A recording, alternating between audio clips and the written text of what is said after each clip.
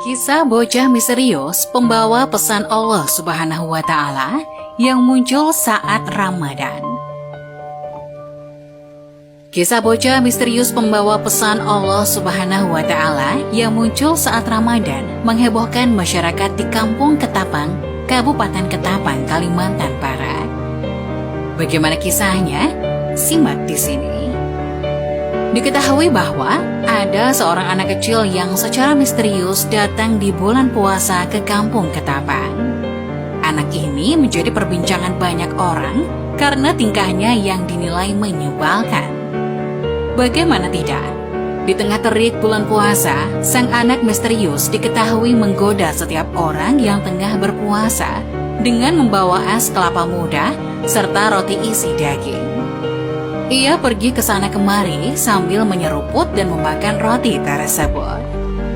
Orang di kampung pun merasa sebal akan kehadirannya, hingga akhirnya berani untuk menegur sang anak.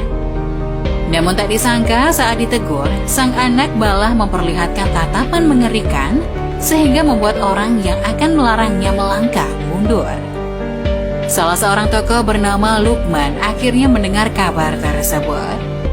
Kemudian, kisah bocah misterius pembawa pesan Allah Subhanahu wa Ta'ala yang muncul saat Ramadan pun berlanjut dengan Lukman menunggu kehadiran sang anak.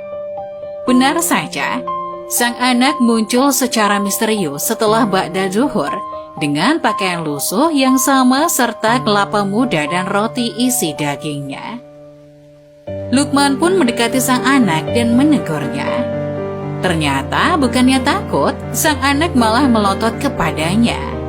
Lukman pun membaca basmalah dan mencengkram leher anak tersebut. Ia menguatkan mentalnya dengan berzikir. Mendengar ucapan basmalah dari Lukman, sang anak langsung menurut. Ia pun menyeret anak tersebut ke dalam rumahnya untuk mencari keterangan maksud kejadian tersebut. "Ada apa Tuhan melarang saya menyerut es kelapa dan roti isi daging ini? Bukankah ini punya saya?" kata sang anak dengan tatapan tajam. "Maaf ya, karena itu kamu melakukannya di bulan puasa, apalagi kamu tahu, harusnya kamu ikut berpuasa, malah ikut menggoda," jawab Lukman. Sang anak pun secara tiba-tiba langsung berdiri. Ia pun menjawab semua pertanyaan Lukman tanpa membiarkan kesempatan Lukman untuk bicara. Ia menilai bahwa masyarakat lebih menggoda dirinya dibanding dia. "Itu kan yang kalian lakukan juga kepada kami semua.